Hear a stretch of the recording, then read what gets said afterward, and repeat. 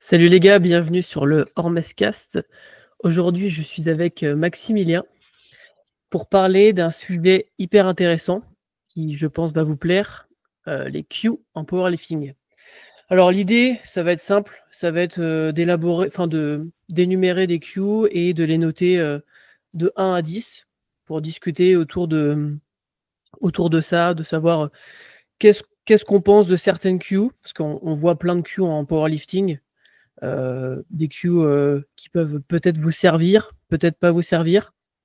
Et voilà, discuter autour de ce sujet. Mais avant ça, comment ça va, Max? Déjà, c'est quoi une Q, mon chef? Une Q? Ouais. Alors, une Q, c'est en gros un conseil mémotechnique pour te permettre d'améliorer ta technique. Ouais, c'est une bonne réponse. Ok. Voilà. Ouais, Q, c'est clé, Ouais, Q, il me je crois que semble. c'est pas conseil. Ouais, enfin, Ah, oui. c'est indice. Ouais. Ouais, non, clé, c'est qui, mais oui, ouais, c'est un truc du style, quoi.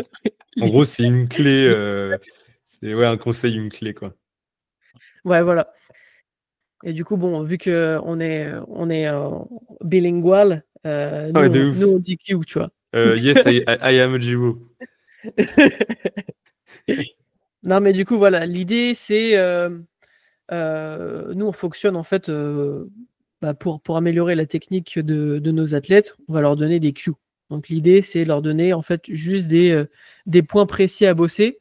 Et pour ça, il faut que la Q, elle soit plutôt courte et que tu puisses aussi, à travers cette Q, arriver à améliorer ta technique, à comprendre, etc. Donc, j'ai un peu listé en fait les différentes Q, on va dire, qui sont généralement transmises, tu vois, pour améliorer les techniques. On va discuter autour de ça. Ok. Voilà, on commence direct? Est-ce Ouais, que bah tu ouais, voulais... let's go. Vas-y. Non, attends, est-ce qu'il y a des choses à dire en ce moment? Bah non, j'ai mal au genou un petit peu. Le mec qui commence à raconter sa vie. Non, vas-y, on peut rentrer dans le vif du sujet. Vas-y, ça marche. Peut-être avant, on peut dire que... Disclaimer, les Q, c'est pas magique en gros. ouais, voilà. Disclaimer, en gros, les gars, les Q, ça peut... En fait, ça peut te servir à vraiment améliorer, à comprendre un point sur ta technique, mais ça peut aussi ruiner ta technique. Ouais, Parce c'est qu'en ça. fait, les Q, c'est vraiment individualisé aussi, parce que on va en évoquer des Q, mais on peut dire A, mais on peut aussi dire l'opposé. Tu vois, on peut dire B, l'opposé, et selon ton profil, en fait, A va te servir et ou B va te servir. Ouais, Donc voilà. genre par exemple, exemple tout simple, une personne qui est beaucoup trop rétroversée et qui n'arrive pas à maintenir son buste sur la remontée au squat, par exemple, on va lui Q le fait de pousser sa cage thoracique dans la barre vers le ciel. Là où une personne qui va être déjà trop en extension sur la descente et du coup qui sur la remontée va avoir un hip shift, un truc comme ça, enfin un hip shoot, et du coup on va lui Q l'inverse en fait. Et c'est là où c'est intéressant de se rendre compte que en fait en fonction de des problématiques que tu peux rencontrer, l'AQ va. En fait, faut pas se dire que l'AQ, c'est quelque chose de généraliste, tout simplement. Donc, c'est ce qu'on va voir aujourd'hui à travers les Q que Romain nous a préparés. Et on va donner notre avis sur comment, pour qui, pourquoi et comment on Q cette Q-là en général, quoi. Yes. Bon, je vais commencer du coup par le squat. Alors, avant d'énumérer les Q, pour moi, tu me dis si tu es d'accord. Pour moi, pour avoir un bon squat, il faut déjà en fait avoir un mouvement où tu te sens stable, ok, un mouvement où tu es équilibré, donc c'est-à-dire que tu pars pas en avant, tu pars pas en arrière, et un mouvement où tu gardes ton bassin neutre. Donc ça vient avec l'équilibre et la notion aussi de stabilité, et un mouvement que tu contrôles. Je pense Ouais, que ouais, moi, pour faire plus court, je dirais que l'essentiel au squat, c'est le mid-foot. Parce que si tu as un bon mid-foot, généralement, tu as tout ce qu'il faut. Parce que généralement, en fait, quand tu perds ton équilibre, quand tu perds ton mid-foot, donc le mid-foot, c'est le poids de la barre sur le milieu du pied. En gros, c'est une trajectoire de barre assez verticale. Ouais. Pour moi, quand tu perds cette trajectoire, donc ce mid-foot, c'est que généralement, bah, il y a tous les problèmes de routing, de mise en tension, de compréhension au niveau de la synchronisation flexion de genou, flexion de hanche. Enfin, en gros, quand tu as un bon mid-foot, généralement, c'est que tu as un bon squat. Genre, j'ai jamais vu quelqu'un être bien à ce niveau-là, mais avoir des lacunes quelque part, quoi. Ok. Qu'est-ce que tu en penses de la Q écrase le sol avec tes pieds? En mode écrase, explique-moi. Parce que du coup, les cues que Romain a, comment dire, à préparer, c'est des cues que potentiellement il donne ou alors qu'il a entendu, mais je les connais pas forcément parce que chaque coach a ses cues. Ouais. Bah, là, l'idée, c'est. Sur la remontée, tu parles, En fait, en sortie j'ai d'EPS. donné les miennes et j'ai aussi demandé à Chad, vas-y, donne-moi ce que tu trouves sur Internet, tu vois, en mode. Et du coup, ouais, Listez-moi les cues. écrase en sortie de depth le sol pour pousser en fait. Ouais, genre, écrase tes pieds, tu vois. Écrase tes pieds au sol. Ouais, ça peut être intéressant parce que le fait d'écraser le sol, on peut se servir du sol comme retour proprioceptif.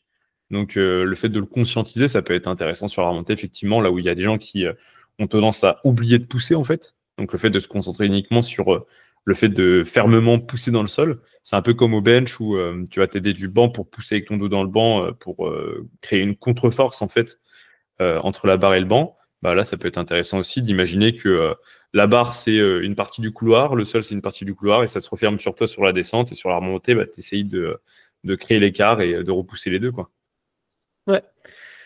Et je pense que c'est même un peu sous-coté, tu vois. Ça a l'air d'être une queue simple, mais pour moi, bon, je vais un peu spoiler, mais pour moi, un peu la meilleure queue, tu vois, c'est aussi de pousser, aussi de forcer.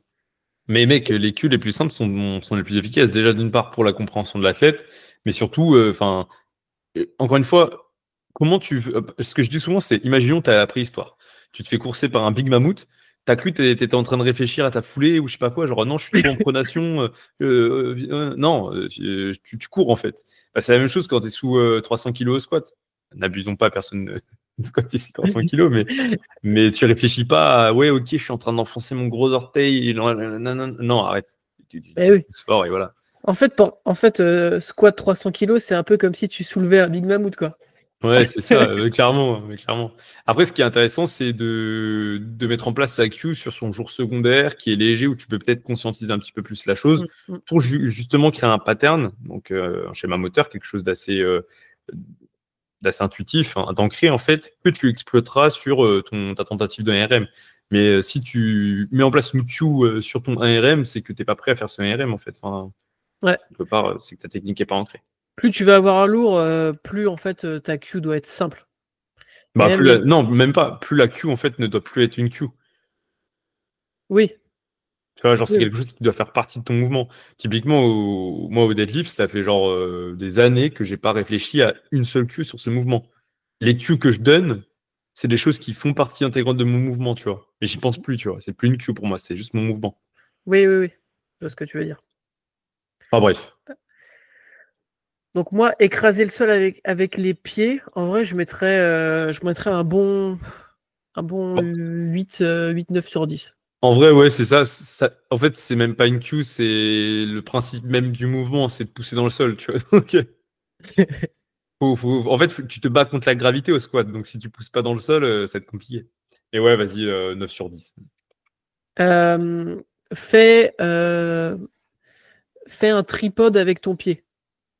Genre, Moi, je mets un 2 sur 10. Je pense que le tripode, c'est intéressant pour les débutants, pour qu'ils comprennent la notion de proprioception au niveau plantaire. Cet aspect de OK, mon pied, c'est quelque chose. Enfin, mon pied est important. Je conscientise mon appui, etc. Donc ça peut être intéressant. Maintenant, pour quelqu'un d'avancé, en fait, tu te rends vite compte que en fait, la pronation, c'est ce qu'il y a de mieux au squat. Et si tu te forces en fait à être en tripode, quelque part, comment dire, tu perds pas mal de ressources au niveau de ta poussée, au niveau de ton torque, etc. Parce que ça t'oblige à être sur une position euh, pas forcément efficiente. À l'époque, voilà, tout ce qui était knee cave, etc., c'était pointé du doigt. Aujourd'hui, on se rend compte que, bah, en fait, par moment, pour certaines personnes, le knee cave, c'est quelque chose qui va drastiquement améliorer la production de force. Et le knee cave, ça passe par de la pronation, donc l'inverse du tripod, en fait. ouais. Mais et si la personne elle a du mal à, tu vois, genre si la personne elle part sur son mouvement, elle part en avant, elle part en arrière. Bah, je lui dis, conscientise le fait d'avoir ton gros orteil et ton talon ancrés et que le poids de la barre se rejoigne sur ton milieu du pied. En gros, le mid-foot, le mid-foot, ouais. Ouais. Bah, je te rejoins. En fait, je trouve que la Q tripode, c'est un peu trop complexe, tu vois. Ouais. Et Genre en surtout mode. que le trip. Ouais, pardon, je te coupe. Non, vas-y, vas-y. Non, je vais dire surtout que le tripode, en fait, quelque part, ça t'oblige à crocheter un peu le sol, chose que tu ne dois pas faire, en fait. Ouais. Bah, justement, je pense que tu vas la proposer, la queue de crocheter le sol. Bah, on peut Ouais. la lier, hein, si tu veux.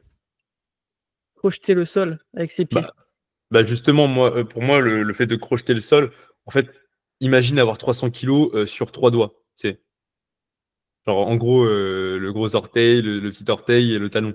Ouais. Où est-ce que tu veux aller avec ça? Et en plus de ça, le fait de crocheter le sol, enfin, automatiquement, tu crées de la rigidité au niveau de la cheville. Alors là, je vous dis des choses qui sont assez empiriques, enfin, que j'ai conscientisé en mettant en place ce genre de cul pour tester. En fait, j'ai l'impression que tu perds beaucoup en dorsiflexion aussi quand tu rigidifies en crochetant le sol. Et quelque part, si tu en manques déjà de base, bah, tu vas te retrouver à avoir encore plus de déficit à ce niveau-là. Donc, c'est pas forcément très, très pertinent. Maintenant, tu me diras, oui, pour une personne qui, je sais pas, vraiment un routing de merde, un excès de dorsiflexion. Nan, nan. Oui, en fait, chaque cube peut être aussi merdique que bénéfique pour quelqu'un, encore une fois. Mais dans la majeure partie des cas, enfin, pour la majeure partie des personnes, là, le truc de le tripode et crocheter le sol, pour moi, c'est pas utile. Et encore une fois, c'est comme ce que je t'ai dit tout à l'heure. Tu penses pas à ta pronation quand tu te fais courser un mammouth. Ouais. Bon, pour les amateurs de pieds, c'est un podcast 100% sur les pieds. J'adore les pieds. Hmm. Et t'en penses quoi, toi, du coup, tripode, tout ça?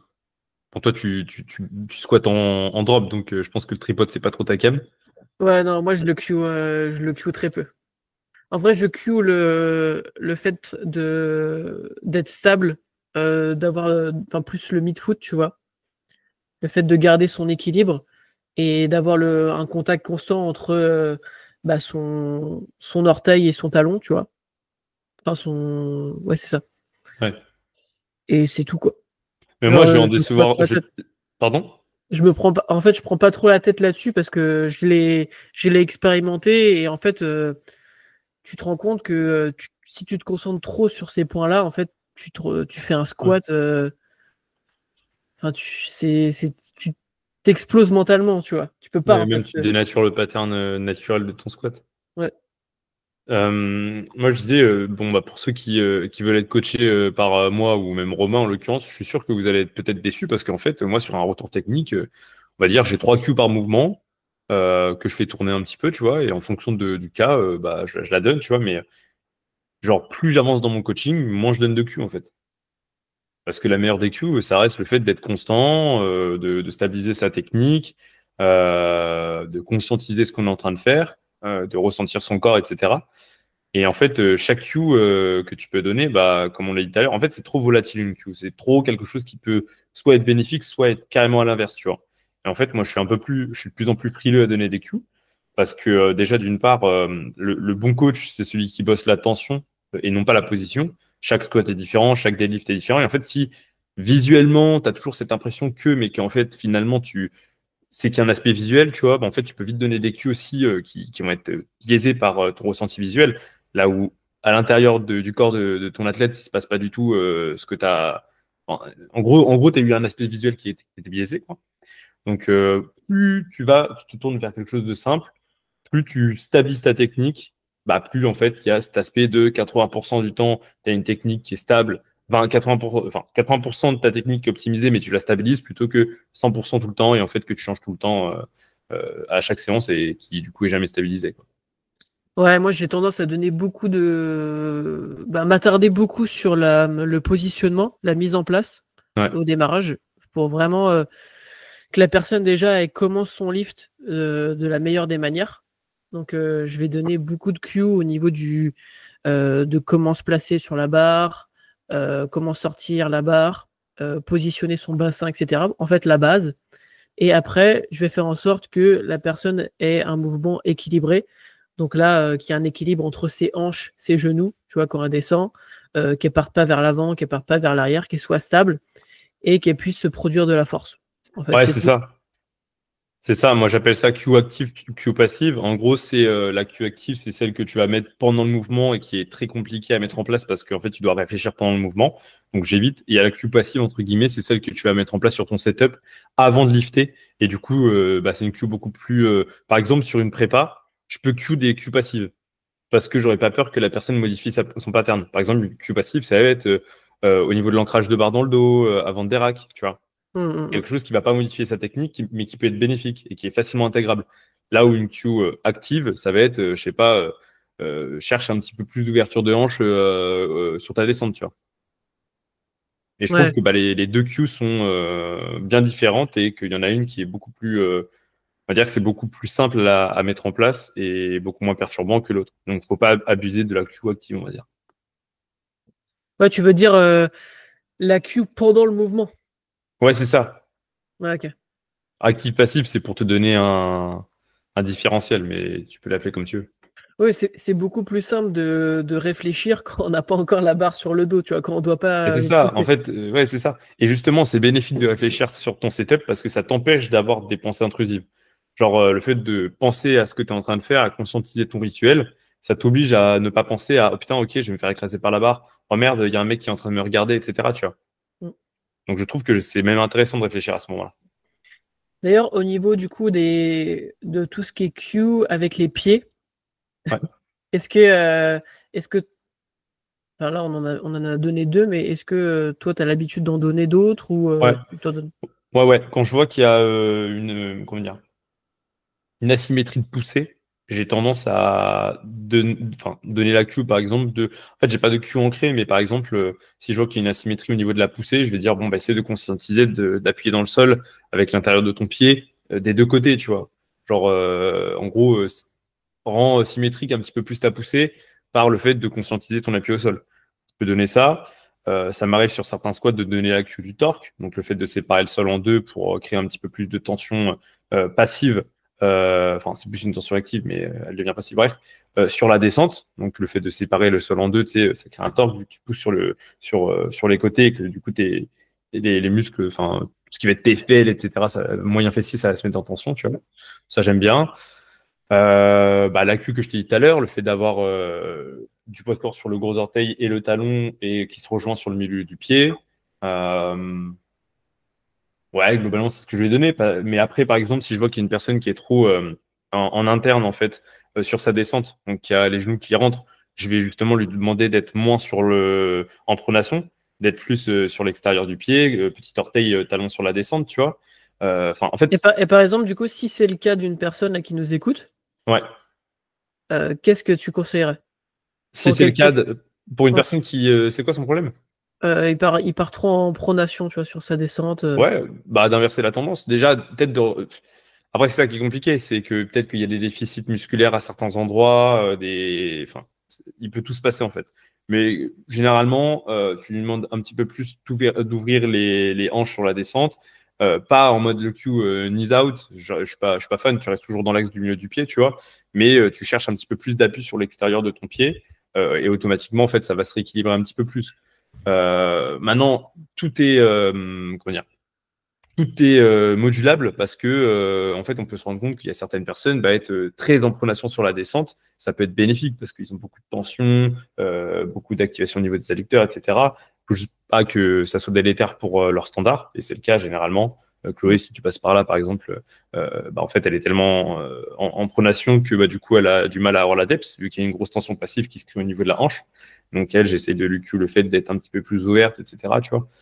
Mais c'est pas forcément évident parce que, en fait, naturellement, on va être en pronation sur la descente. Donc, essayer de dénaturer un petit peu un pattern, c'est jamais évident, je trouve. Ouais, c'est ça qui est. Tu peux vite en fait perturber l'athlète et du coup lui faire perdre la confiance sur le mouvement, quoi. C'est ça. Après, c'est le problème avec un sport standardisé, c'est que malheureusement, il y a certaines morphos, il y a certaines façons de faire qui font que, bah, en fait, tu vas être obligé de perdre en efficience pour être au standard, tu vois. Donc pousse tes genoux vers l'extérieur, toi Non, t'aimes pas trop. non, non, c'est pas efficient. c'est même délétère en termes de mise en tension, enfin de conservation de la tension, etc. Il faut toujours, pour moi, pousser les genoux dans l'axe du pied et basta, quoi. Ouais, je suis d'accord avec toi. Après, dans certains cas, je pense que bah, tu vois, une personne qui est vraiment beaucoup en pronation, après, toujours dans la limite du degré, tu vois, on va pas pousser à fond, mais je pense que ça peut peut-être aider à Q pour rester en fait dans cet axe. Ouais, après, tu peux jouer sur l'ouverture des pointes de pied. Par exemple, si c'est une personne qui est très neutre au niveau de son placement de pied, de son placement de pointe de pied, bah en fait, au lieu de lui dire knees out, tu lui dis bon bah ouvre un petit peu plus tes pointes de pied vers l'extérieur et pousse toujours dans l'axe du pied.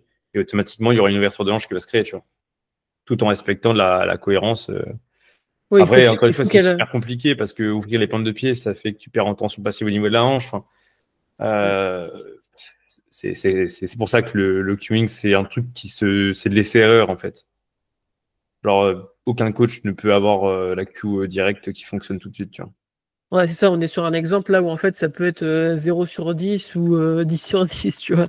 Mais clairement, mais le nombre de fois où je me suis trompé en donnant une queue qui était pas la bonne, tu vois. Enfin, c'est pas que c'était pas la bonne, c'était juste que bah, la queue, elle était pas concluante, tout simplement. Ouais. Là, j'ai un petit bug. Contracte tes fesses. Genre, en rétroversion. Non, genre juste Là, on tu parle au squat, là. squeeze the glute. Là, on parle au squat. Ouais. Alors, contracter les fesses sur une phase d'étirement, ça va être très compliqué pour toi. Mais non, contracter les fesses sur la phase de bracing pour créer une légère rétroversion euh, et du coup placer son bassin, ça peut être intéressant. Et ça fait partie quelque part du bracing. Ok. Moi, c'est une cue que je donne. Enfin, j'ai jamais donné ça, tu vois. Genre Moi, je la que. donne quand je cue la rétroversion. Ok. Ouais, d'ailleurs, du coup, on peut parler de ça, hein. Ouais. Mais la neutralité du bassin, c'est essentiel au squat. Euh, donc, est-ce que tu as des cues par rapport à ça, par rapport à la neutralité du bassin? Bah, c'est compliqué parce que on nous rabâche à longueur de journée qu'il faut être neutre, mais l'extension a aussi des points positifs. Donc, par exemple, une personne qui va avoir des soucis de depth, je vais lui cuer un petit peu plus de neutralité, mais tout en maintenant quand même son buste. Parce que plus tu vas être neutre, plus tu vas être rétroversé, plus tu vas avoir des problèmes au niveau de ton buste. Donc des problèmes d'inclinaison, etc. Et la personne qui va être trop large au niveau de la depth, genre elle descend trop de liberté, trop de mobilité de hanche, etc. Je peux lui cuer l'inverse, d'être un petit peu plus en extension pour avoir un petit peu plus de butée, de blocage mécanique en bas du mouvement, tu vois. Et voilà. Et en plus, l'extension, c'est quelque chose qui va être super important au niveau du squat parce que, encore une fois, si tu ne maintiens pas ton buste, en fait, tu peux pas exploiter ton plein potentiel. Étant donné que tu auras un bas du corps très solide qui pousse très fort, mais un haut du corps qui suit pas, en fait, qui maintient pas. Et la plupart des gens, d'ailleurs, sont limités au squat à cause de ça. C'est que le haut du corps suit pas, tu vois. Donc, c'est compliqué de cue la rétroversion sans qu'il y ait l'effet négatif de, on va dire, la flexion globale sur le squat. Donc, l'idée, c'est de chercher vraiment une neutralité saine qui te permet et d'être à la depth et sur la remontée de maintenir ton buste et donc d'avoir un engagement en extension, tu vois. Yes.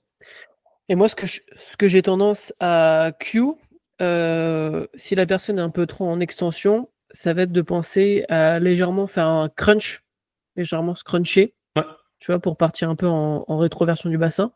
Vu elle a tendance à être trop en extension, bah, du coup, avec cette cue, elle va partir un peu plus en neutralité. Et si la personne a tendance à être trop en rétroversion, je vais lui dire de cambrer. Légèrement, en fait, enfin, logiquement, souvent, les gens, ils arrivent à cambrer naturellement. En mode, ouais, ça sera minime vu que ça sera pas forcément intuitif. ouais. Après, quand je cue, je lui dis aussi que c'est pas 0 à 100, tu vois. Il faut arriver à avoir un degré aussi de compréhension. Ouais, Genre en c'est mode, ça. d'un Ouais. coup, tu vas pas te mettre à cruncher comme ça ou à faire une extension hyper cambrée, tu vois. Faut que ça soit subtil. Bah, de toute façon, C'est ça, chaque queuing, ce que je dis souvent, c'est teste-le à vide et conscientise-le avant de le mettre en place sur du lourd, tu vois. oui, oui, oui. Après, il Si tu faut. fais toute ta montée de gamme et arrive à ton top 7, bon, allez, je mets la queue max, il m'a passé, ça va pas bien se passer pour toi. Ouais, c'est sûr. C'est un peu comme si, je sais pas, on va faire une petite analogie au foot pour changer. Ton entraîneur, il te dit de faire un extérieur, mais tu sais pas ce que c'est, tu sais. Genre, tu vas donner un pointu, enfin, tu vois, genre, conscientise ce que c'est avant, visualise, ressens, et ensuite tu mets en place. Bref. Moi, ce que je voulais dire, j'ai pas répondu à ta question du coup tout à l'heure par rapport à qu'est-ce que je cloue pour l'extension, la rétroversion. Comme tu dis, hein, crunch, ça c'est pas mal, avec la contraction des fessiers. Et la dernière chose, ça va être le regard. Plus ton regard va être haut, plus tu vas encourager l'extension. Plus ton regard va être bas, plus tu vas encourager la rétroversion, donc la flexion. Et le regard, ça va être super important dans une mécanique ou une autre, tu vois. Donc le regard, en fait, le corps va là où le regard regarde. C'est un peu comme quand tu conduis, si tu regardes dans le fossé, généralement, tu vas finir dans le fossé, tu vois. Donc, c'est pareil pour le regard. Si tu regardes en haut, tu vas lever la tête, donc tu vas encourager. Enfin, Ouais. simplement. D'ailleurs, le podcast est disponible en audio description. Non, mais d'ailleurs, toi, tu as des cues au niveau du visuel, au niveau du squat. Au niveau du visuel, Ouais, le regard. ouais, du regard. Comme je t'ai dit, le regard pour le placement du dos. Sinon, non, concrètement, le regard, c'est quelque chose aussi d'assez propre à la personne. En fait, c'est une question de feeling. C'est aussi une question de setup. Ton regard va pas être le même si tu as un mur devant toi ou alors si tu as une grande salle aérée, tu vois. Je sais que moi, mon regard, il a changé le moment où j'ai commencé à m'entraîner un peu plus dans mon home gym. Vu que j'étais face au mur, bah, en fait, intuitivement, enfin, naturellement, je me suis abaissé un petit peu. Donc, le regard, c'est quelque chose de trop individuel pour le Q gratuitement comme ça. Mis à part si vraiment il y a eu un souci de rétroversion ou d'antéversion. Ok. Et toi? Moi, j'aime bien quand même avoir en fait avoir une nuque en fait alignée avec le buste. Tu vois, avoir pas en fait la tête rentrée ou la tête trop sortie, tu vois. Ah Genre oui, oui. viser l'alignement. Rien que pour une question, tu vois, de santé, mais aussi, tu vois, d'équilibre. Et donc pour ça, moi, ce que j'aime faire, tu vois, c'est de cue, genre juste fixe un point devant toi et regarde-le. Ah oui, ouais, bien vu. Tu vois, genre tu trouves un repère dans ta salle d'entraînement et au début, tu vois, ça peut être un gros repère et petit à petit, en fait, ça peut être, il peut devenir de plus en plus petit et juste l'idée d'avoir en fait quelque chose à regarder devant toi. Et puis bah, à la fin, tu auras l'habitude de regarder devant toi, du coup, tu. Après, ouais, le top du top, c'est de réussir à faire ce que j'appelle le focus. En fait, Oui, tes yeux, ils fonctionnent plus, tu vois. Juste, tu regardes devant toi et, mais au début, ça, tu- c'est compliqué. ouais, mais ça se fait naturellement. Et justement, c'est pour ça que je ne pas trop le regard. C'est que après, tu te forces à regarder quelque chose. Et c'est un peu cet aspect de gros orteils, tu vois, genre en mode trop réfléchir. Hmm. Alors juste regarde devant toi, fixe ton regard. Je veux pas que tu regardes à droite, à gauche comme certains peuvent le faire, tu vois. Et après, tu laisses faire. Mais pour le début, oui, forcément, pour avoir une compréhension du truc, ça peut être intéressant. Yes. Mais qu'est-ce que je veux dire? Moi, je sais plus. Euh, garde la poitrine haute. Bah, ça part comment dire, ça part. C'est en corrélation avec ce que je te disais tout à l'heure. La personne, elle est trop rétroversée, trop en flexion, je vais lui demander de sortir la cage. La personne, elle est trop en extension, je vais lui demander de rentrer un peu la cage. Je vais lui demander de viser avec ses tétons le sol, tu vois. Ça, c'est ma cue. Mais ça va dépendre encore une fois. Et par contre, c'est vrai que sur la remontée, j'ai tendance à cue beaucoup plus l'extension que l'inverse. Pour moi, la descente et la remontée, il va y avoir quand même un delta au niveau de ton placement. Enfin, je veux pas que tu te déstructures, je veux pas que tu défixes, mais je veux quand même qu'il y ait un engagement qui soit différent, tu vois. Parce que en fait, ce que je donne souvent comme exemple, c'est si demain on fait un basket ensemble et que je te demande d'aller mettre un dunk, qu'est-ce que naturellement tu vas faire? Tu vas faire un saut en extension. Un saut en extension, qu'est-ce que tu fais? Sur la descente, tu envoies les hanches en arrière, tu t'inclines, donc flexion, et sur l'extension, tu vas tirer ta cage, tu vois. Bah, pour moi, le squat, c'est un saut en extension avec une barre sur le dos. Donc naturellement, en fait, si tu cherches à rester voûté, alors certes, tu vas réduire tes chances de sortir de ton axe, etc. Mais ton potentiel de production de force, pour moi, va être limité, tu vois. D'ailleurs, il y a un mec sur. Ah oui, c'est ce que je voulais te dire. Tu me disais, ouais, la nuque, alignée, je sais pas quoi. Il y a un mec sur les réseaux, je sais pas si tu vois, c'est un 59. Tu sais, quand il tire, il fait ah. Non, non, Là, je vois pas. c'est un Non. Indien, mais si, il est super fort. Ah, Il non, je tire vois en pas. sumo, il est super fort. Bref, les gens, ils verront. C'est un mec qui tire avec, en criant et avec la tête, genre, tu peux pas faire plus en extension. Le mec bousille tout le monde dans sa KT, tu vois. Ouais, bon, est-ce que lui. Je dis pas que c'est une référence, mais ce que je te dis, c'est que tu peux produire de la production de force et tu as besoin de l'extension pour en produire. Pour moi, c'est surtout la descente qui va être important au niveau de le fait d'être légèrement rétroversé, parce qu'il y a cette notion de depth, etc. Parce que je te jure, hein, s'il n'y avait pas de notion de depth, etc., tout le monde descendrait en extension. Parce qu'il y a le blocage mécanique, parce qu'il y a la tension continue, parce que l'amplitude fait que. Enfin, Oui, oui, bien oui. évidemment, tu vas me dire, ouais, mais un tel, il a des fémurs de 3 mètres. Parle pas d'un tel, d'accord? Non, je vois ce que tu veux dire. Après, je pense que Q, en fait, avoir une Q pour la remontée, c'est comme tu l'as souligné au départ. En fait, c'est une Q active et du coup, ça peut trop te perturber, tu vois. Ça dépend si elle est simple, tu vois. Moi, la queue que je me donne à moi-même sur la remontée, c'est pas vraiment une queue, c'est plus, comme j'ai dit tout à l'heure, moi je me concentre pas sur ce que je fais, je me concentre sur ma sensation, tu vois. Donc en fait, clairement, c'est pousse comme un dingue et ressens vraiment la barre sur ton dos en train de se faire pousser par ta cage, tu vois. Mais j'ai pas vraiment de queue. Mais pour expliquer la queue, justement, enfin pour moi ce que je mets en place, c'est vraiment cet aspect de je pousse dans le sol avec un maintien du buste, tu vois. Genre mon buste, il a pas le droit de s'affaisser, tu vois. Oui, oui, oui. Ah, moi, je viserais plus ça, tu vois.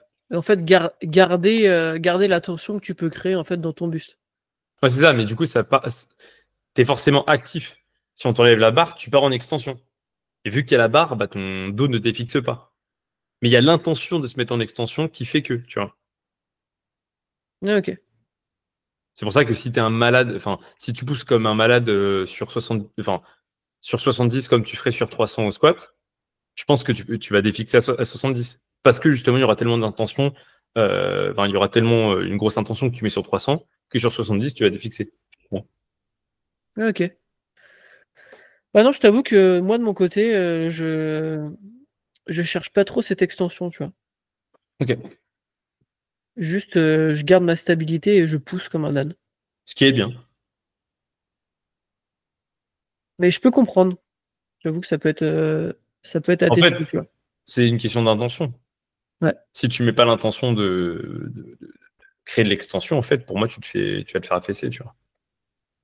Ouais, on peut aussi discuter autour de la Q de juste de mettre de l'intention, tu vois.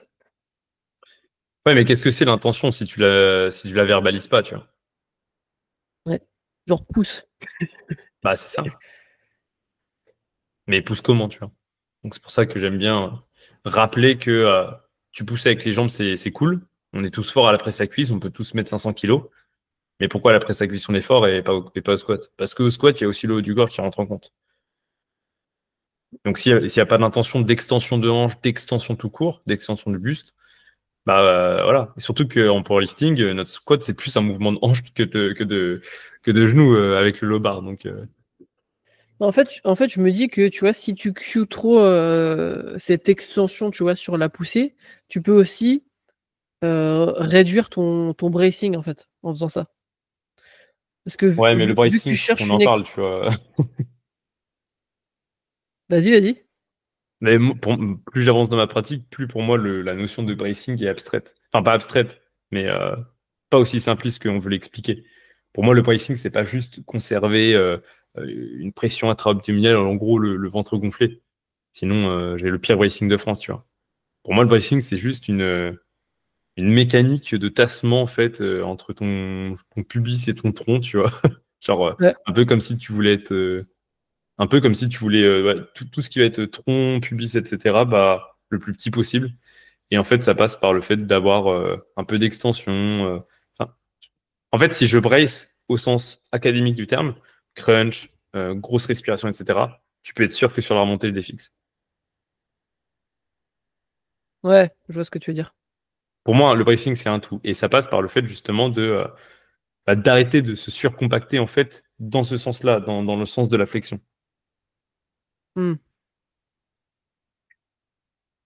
Ouais. C'est pour ça que d'ailleurs le bracing au terre va être différent que celui au squat, tu vois. C'est que c'est une notion qui est beaucoup trop. Il faudrait, je sais pas s'il y a déjà eu des tests, tu sais, c'est quoi? C'est les. Comment on appelle ça, les tests, tu sais, en gros, on te met des électrodes et ça capte enfin, la contraction musculaire. Euh, Bref, en gros, EMF, un truc comme ça, je ne me rappelle plus. Et bref. Et du coup, il faudrait faire des tests sur le bracing pour voir quel bracing est le plus efficient et quel bracing est le mieux maintenu par rapport au lifter. Enfin, quel type de bracing, tu vois. Je suis sûr, on serait surpris du résultat. Ouais, parce qu'en fait, tu te rends compte que tu as des personnes qui mettent vraiment énormément d'attention en fait dans leur bracing et dès qu'ils arrivent proche de leur RM, en fait, se mettent à défixer parce qu'en fait, tout est focus là-dessus. Ou alors, la personne qui va trop respirer, trop contracter, etc., et en fait, qui va créer une pression qui n'est pas tenable sur une amplitude comme celle du squat et qui, en bas du mouvement, va défixer parce qu'elle a trop de bracing. Tu verras, la plupart des pros, ils respirent pas comme des malades, tu vois. Ils font une petite respiration très brève, euh, axée surtout sur la contraction. La respiration, encore une fois, c'est pour créer enfin, un Valsalva, tu vois. Et ensuite, c'est la contraction qui va maintenir le tout. Mais la plupart des débutants, en fait, ils ont tellement associé le bracing avec la respiration que ils créent quelque chose qu'ils ne peuvent pas tenir, sans parler du fait qu'ils ont la ceinture trop serrée, etc. Ouais, ça aussi. Desserre ta ceinture, ça peut être pas mal aussi. Ouais, Parce que... descends ta ceinture. Pour si t'es débutant et que tu regardes le podcast, la ceinture, c'est pas quelque chose qui t'aide à performer. C'est quelque chose enfin, c'est pas quelque chose qui t'aide à performer de façon passive. C'est quelque chose qui t'aide à performer de façon active. Si tu ne sais pas utiliser ta ceinture, bah, tu auras juste un bout de cuir autour de toi, quoi. Et ça peut même devenir délétère parce que ça peut t'empêcher de maintenir ta tension. Le but du jeu, en fait, c'est que tu comprennes que enfin, la ceinture, c'est ce qu'on appelle un retour proprioceptif, donc quelque chose qui doit t'aider à comprendre la mécanique de pousser vers l'extérieur, de contraction, etc. Donc c'est plus quelque chose qui doit t'apporter un bon feeling. C'est pas comme les genouillères où il y a une mécanique passive qui va se créer bah, de par la rigidité, etc. Ouais. Et si tu dois rentrer le ventre pour serrer ta ceinture, c'est qu'elle est trop serrée. Ouais. Après, il y a des pros qui te diront ouais, mais moi j'aime bien me sentir tight, etc. Mais encore une fois, là on parle pas du pro qui a optimisé sa technique, qui a créé. D'ailleurs, c'est intéressant de voir qu'il y a certains pros qui font ça. C'est encore une fois que le bracing, c'est quelque chose de beaucoup plus compliqué que juste une respiration abdominale, tu vois. Et pour la grande majorité des lifters, desserrez votre ceinture et apprenez à brace correctement avant de partir sur des trucs trop individualisés. Yes. Alors moi, j'ai une cue que j'aime bien donner au niveau de la tension dans le dos. Ça va être l'idée de se donner des coups de coude dans les côtes. Des coups de coude dans les côtes. Ouais. Euh, Au niveau de l'ancrage de ta barre et le fait de Ah, contracter. de rapprocher tes coudes. Ouais, comme si tu voulais te donner des coups de coude dans tes côtes. Ok, moi je le dis pas comme ça, mais je valide. Et ça c'est assez compréhensif, tu vois. Compréhensible, pardon. Et j'aime bien. Ouais. C'est pour tout ce qui va être ancrage, le fait de ne pas avoir enfin, les coudes en aile de poulet, comme j'appelle ça. C'est cool. Donc, bien comprendre le mécanisme de rétraction, dépression, abaissement, donc dépression. Et le fait de rapprocher le coude, activation du grand dorsal, stabilisation. En plus, il y a ce qu'on appelle le elbow drive. J'aime pas ce terme parce que c'est beaucoup trop abstrait, mais le elbow drive, parce que alignement du coude, du poignet de la barre. Ouais. Donc beaucoup moins traumatisant pour le corps, donc c'est une très bonne cue. Moi, ce que je dis, c'est juste essayer d'enfoncer ton coude dans ta cage thoracique, tu vois, dans ton flanc plutôt. Et qu'est-ce que t'en penses des cues, genre, on parle de coude, hein, mais euh, vise, euh, vise tes coudes avec vise tes coudes, enfin, pardon, vise tes coudes au Et sol, ou, enfin, vise le sol avec tes coudes, ou vise le ciel avec tes coudes. bah, vise le ciel avec les coudes, non, c'est pas parce que votre athlète préféré le fait qu'il faut le faire. Mais après, tout ce qui va se rapprocher en fait du coude sous la barre, du coude proche du corps, tu le formules comme tu veux. Après, c'est une cue, tu vois. Il y a des gens qui vont réussir à comprendre comme ça, d'autres comme ça, mais le principe est le même. Mais non, les coudes vers le ciel, arrête tes conneries un petit peu. Ouais. En fait, il faut chercher l'alignement, quoi. C'est ça, il faut chercher L'alignement l'alignement, le et l'attention. tassement, le fait d'être ancré, etc. Et encore une fois, les gens que vous voyez faire ça, c'est des gens qui font ça depuis des années, en fait. Donc leur technique, certes, au sens académique du terme, elle n'est pas optimisée, mais elle est optimisée pour eux parce qu'ils la répètent depuis des années. Et juste, vous basez pas sur ça, quoi. Euh, D'ailleurs, à Sheffield, quand j'ai regardé l'année dernière, j'étais le premier à critiquer la technique, mais Ils sont plus forts que toi. au sens académique du terme. Non, mais c'est ça. Ils sont plus forts que moi parce qu'ils répètent la même chose depuis des années. Et c'est la philosophie que j'ai envie de transmettre. C'est 80% du temps, fais les choses. Enfin, voilà, plutôt que 100% et ne pas les faire sur le long terme, quoi. Oui, en fait, si tu es stable et tu arrives à performer en fait, avec ta technique, C'est ça. bah, continue, quoi. C'est ça. À part si ça t'engendre trop de tension, trop de blessures, etc. Là, peut-être voir à changer, voir à optimiser. Mais l'idée aussi, c'est, je ne l'ai pas dit aussi au départ, mais quand tu vas mettre une queue en place, l'idée, c'est aussi de pouvoir l'implémenter en fait sur des séances spécifiques ou des temps spécifiques. Parce que si tu es en picking et que tu dois faire une compétition en fait dans 2 semaines, bah, peut-être que c'est pas une bonne idée en fait de penser à trop de choses, de changer ton mouvement. Peut-être reste sur ta base et prends le temps après la compétition de faire des modifs vis-à-vis de ça. Si ta queue te demande des choses trop importantes. Je suis d'accord. Alors, pousse tes genoux vers l'avant, pousse tes hanches vers l'arrière. Ouais, c'est après c'est Q la synchro en genou et ça va dépendre. Il y a des gens qui sont trop en hanche dès le début, il y a des gens qui sont trop en genou. Pour moi, il n'y a pas, enfin, faut pas rentrer dans des choses trop compliquées par rapport à ça. C'est juste voilà, tu t'adaptes à ton athlète et tu lui expliques d'une manière ou d'une autre comment faire. Donc, par exemple, je sais pas, elle commence trop en genou, bah, tu peux lui demander d'induire son mouvement un petit peu plus avec les hanches, en poussant les fesses en arrière et en inclinant un petit peu plus son buste dès le départ, et laisser les genoux suivre le reste. Et à l'inverse, enfin voilà, tu vois, ça c'est des trucs vraiment basiques. Il n'y a pas vraiment de cue euh, au sens propre, enfin, à part si tu en as une dans la tête, mais moi je sais que je le formule naturellement, juste en mode voilà, c'est ça la mécanique que tu dois avoir, et après bah, tu conscientises et voilà. Oui, c'est ça. Après, des fois, on va donner l'idée, l'objectif. Ouais, c'est ça. Et c'est aussi à l'athlète de se donner les petits mots qu'il faut, quoi. Ouais. Penser à genoux, tu vois. Tu peux penser juste à genoux et en fait, tu les envoies. Ou hanche, tu vois, dans ta tête, tu dis hanche, hanche.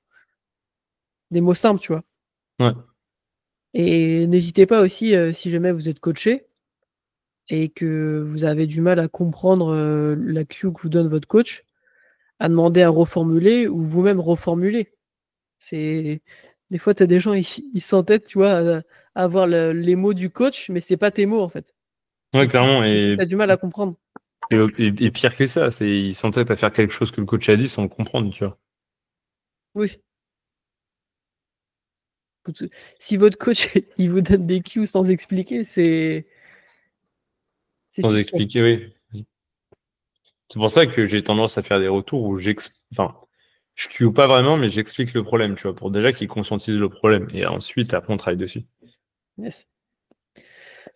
Euh, Au niveau du tempo, genre ralenti, accélère. Bah, c'est compliqué parce que tu vois des très bons squatteurs, je pense à Adam qui a zéro mise en tension sur l'excentrique, mais qui fait record de France au squat. Je crois qu'il a fait record de France, ça. Ouais. Ouais. Et il y a d'autres personnes qui vont, je sais pas, comme Pana pour dire un nom que vous connaissez, qui vont ralentir énormément leur excentrique. En fait, c'est juste une question, je pense, de ok, comment t'as grandi au niveau de ta vie sportive, enfin au niveau de ta carrière avec le squat. Qu'est-ce que tu as mis en place dès le départ et qu'est-ce que tu as gardé sur le long terme. Mais je serais d'avis de plus se tourner vers une technique lente sur l'excentrique pour favoriser la mise en tension, la bonne synchro, etc. Après, c'est la dose qui fait le poison. Si ton tempo descente est trop long, tu vas bouffer ton énergie, tu vas prendre le risque justement de défixer, de désaxer, parce qu'en fait, maintenir une position parfaite et une synchro parfaite, bah, c'est quelque chose qui, en fait, quand tu es soumis à un timing trop long, en fait, vu qu'il y a de la fatigue, il y a plein de choses qui rentrent en compte, bah, tu peux vite amener l'inverse de ce que tu veux de base. Enfin, encore une fois, ça va être très individuel, mais c'est une bonne cue de ralentir ou d'accélérer. C'est les cues de base, quoi. Ouais, moi je suis d'accord. Je suis d'accord avec ça. J'ai tendance à plus cue aussi le fait de ralentir, parce que souvent quand on commence au squat, on a tendance à dès que ça devient lourd, tu sais, on veut vite finir, tu vois? Je veux vite descendre, vite remonter. Donc des fois, se dire, prends un peu plus ton temps, contrôle bien ton mouvement. En fait, l'idée globale, c'est, je reviens à la notion, tu vois, d'équilibre et de contrôle du mouvement. C'est, que sur ton mouvement, en gros, tu restes dans ton axe de milieu de pied et que tu te mettes pas à avoir la barre qui part en avant ou en arrière. Ouais. Après l'idée, c'est arriver à faire ça le plus vite possible, de manière optimisée, en gardant le maximum de tension. Et si en accélérant, bah, tu perds ton équilibre, tu perds ta tension, ralentis. Mais par contre, si tu es trop lent et que finalement, en fait, ça te contraint plus qu'autre chose, peut-être pense à accélérer. Mais dans la majeure partie des cas, souvent, je cue en fait ralenti parce que c'est rare de voir quelqu'un qui a un mouvement Ouais. hyper efficient, tu vois, en étant très rapide. Moi, ce que je cue généralement, ça va être plus être le début et la fin du mouvement. Donc la portion haute, le début, l'envoi des genoux, etc. Donc je vais tempo cette partie-là pour avoir une introduction au mouvement qui est propre. Il y a des gens qui ont une tendance à être très engagés directement au niveau des quads et en fait ils se laissent tomber sur leurs genoux au début du mouvement, tu vois. Mm. Ou alors ils pré-hinge de manière ultra brutale. Pour moi, plus t'es lent au début de ton mouvement sur ta phase de mise en tension et au niveau du pliement de tes articulations, plus tu vas avoir du contrôle sur la descente. Donc ça, c'est la première phase. La phase du milieu, entre guillemets, je la cue pas. Et la phase basse, la portion basse du squat, je vais cue le fait de créer du renvoi, donc de ne pas arriver fort en bas, de ne pas créer du rebond en fait. Parce qu'aujourd'hui, on s'entraîne pratiquement tous avec des genouillères qui fonctionnent au renvoi. Et au plus tu vas avoir du contrôle en fait dans ta portion basse, au plus tu vas pouvoir maintenir ta tension et la réexploiter en bas du mouvement plutôt qu'arriver fort, te déstructurer, gagner quelques centimètres de vitesse en sortie de depth et ensuite que ça s'estompe directement. Donc ça va surtout être ça que je cue et sur lequel je suis très attentif. Maintenant, encore une fois, plus tu es expérimenté, plus tu réussis à garder ta tension, garder de la cohérence et de la propreté en étant rapide dans ce que tu fais. Donc c'est aussi une question de niveau. Et pour terminer, ce que je cue aussi, c'est ce truc de OK, comment tu liftes sur ton ARM? Bah, en fait, si tu fais l'inverse ou alors que tu es beaucoup plus rapide sur tes charges à 60-65%, en fait, tu vas construire quelque chose qui n'est pas efficient pour ton ARM. Donc, si tu as l'habitude d'être très lent sur tes phases de ARM parce que tu as besoin de beaucoup de contrôle, etc., bah, sois pareil sur ton x6 à 60%, même si c'est beaucoup plus énergivore. C'est l'idée de 80% du temps bosser en submax, hein, enfin 70% du temps en submax. Bah, en fait, si c'est 70% du temps, tu fais quelque chose qui va être différent des 30% restants, bah, tu risques de créer quelque chose de pas standardisé, quoi. Ouais, ouais. C'est pour ça que la technique aussi, ça se construit sur du lourd. Parce qu'en fait, les contraintes vont être différentes et tu vas devoir t'adapter. Après, il y a certains profils qui ont besoin de cette tension passive, entre guillemets, que la vitesse va amener, tu vois, et qui peut être bénéfique pour pouvoir avoir la depth ou Cette arrive. perte de tension active, plutôt. Oui, cette perte de tension active ou une tension plus passive, tu vois, en mode se laisser un Après, peu s'ils tomber. ont besoin de casser quelque chose au niveau de la mobilité avec de la perte de tension et de la vitesse, c'est qu'il y a quelque chose à ajuster au niveau de leur stance ou même de leur mobilité, tu vois. Le powerlifter qui réussit, c'est celui qui arrive à descendre au standard grâce à sa mobilité et non pas grâce à un effondrement ou je ne sais quoi. Bah, Parce que l'effondrement va amener plein de perturbations, tu vois. en fait, je dis pas genre perdre sa tension, mais je dis plus, tu vois, utiliser le poids, la vitesse pour te Ouais, permettre de chercher cet étirement supplémentaire. ouais, non, pour moi, la vitesse et le poids de la barre, comme tu dis, c'est plus une j'écrase, tu vois. Et quand tu écrases, généralement, c'est pour aller au-delà de ta capacité de mobilité. Ouais, c'est ça. Et pour moi, à part si c'est ultra maîtrisé, mais pour moi, ça amène généralement tout ce qui va être buttwink, knee cave incontrôlé, déport vers l'avant ou vers l'arrière, effondrement de la cage. Parce qu'il va y avoir une rupture en fait dans la chaîne de mise en tension, tu vois. Mais je vois ce que tu veux dire. Je vois ce que tu veux dire. Mais pour moi, c'est pas ça. Après, c'est trouver un juste milieu, tu vois. Mais je pense que sur certains profils, ça peut être bénéfique. Rares sont les profils, tu vois. Je vois rarement des Adam, tu vois. Ouais. Mais je Ouais, vois. après, oui, je pense que plus, en fait, plus t'es musclé aussi, plus t'as une bonne compo, plus tu peux te permettre, en fait, de faire des petits écarts en mode, des petits écarts de technique conventionnelle. Parce que Ouais, t'as la structure, en fait, pour encaisser et pour garder ta tension. après, voilà, si t'as un squat très vertical, tu pourras beaucoup plus te le permettre que si t'as un squat où t'es beaucoup plus incliné parce que les conséquences vont pas être les mêmes. C'est pour ça que d'ailleurs que les haltéros fémurs courts, high bar, ils sont très explosifs et très rapides sur ces phases-là. C'est qu'ils ont une technique et une morphologie qui est plutôt propice à tout ce qui va être rebond, etc. Tu vois. Hmm. Donc c'est savoir s'adapter. La Q de se pousser dans la barre. Se pousser dans la barre. En gros, sur la remontée. Bah, moi, je l'ai noté parce que je la Q pas mal au niveau du setup. Ouais, oui, c'est ça, sans créer une friction. Ouais, sans créer. Après, ça peut en fait revenir à ton idée, tu vois, d'extension sur la phase de poussée ou en tout cas d'avoir une Q active en fait pendant ta phase de poussée. Tu vois, de se pousser dans la barre de. Ouais, non, mais ouais, je visualise. Moi, je le formule plus en mode friction, mais ouais. Thank you. Ouais, moi je dirais. Thank you. Thank you. Bon, je pense qu'on a fait le tour au niveau du squat. Est-ce que Ouais. tu as, d'autres Q que t'aimes bien Hum, que t'aimes bien donner? je dis c'est trop individuel, mais non, globalement, on a fait un petit peu le tour. Ouais, non, on a fait le tour. Ouais, genre. Est-ce que ça serait pas une partie 1 d'un podcast? Parce que là, je vois ça dure longtemps. Ça fait combien de temps? 1 heure, à peu près. Ouais, ça peut être sympa. On fait une partie 2 avec le bench, par exemple. Et après, on se fait plus tard une partie 3. Ouais, bah en tout cas les gars, n'hésitez pas aussi à nous donner en commentaire les cues que vous avez l'habitude d'entendre ou d'utiliser pour votre squat. On pourra vous donner aussi notre avis vis-à-vis de ça. Et puis voilà, comme on l'a dit, les cues, ça reste très individuel.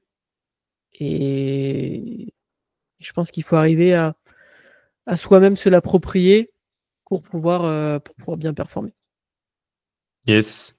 Et si vous voulez être coaché et avoir les meilleurs culs de France, n'hésitez pas à aller dans la description et rejoindre le coaching. Vas-y, ciao les gars. Ciao. Bon, là, c'est le moment où tu coupes, du coup. C'est toi qui a enregistré? Ah oui. Oui, non, mais on fait d'une traite. Ah ouais, on Non. fait Ah d'une oui, tu veux traite? qu'on coupe? Ah oui, non, vas-y, vas-y. Bon, bah, les gars, là, c'est le moment, du coup, où je coupe.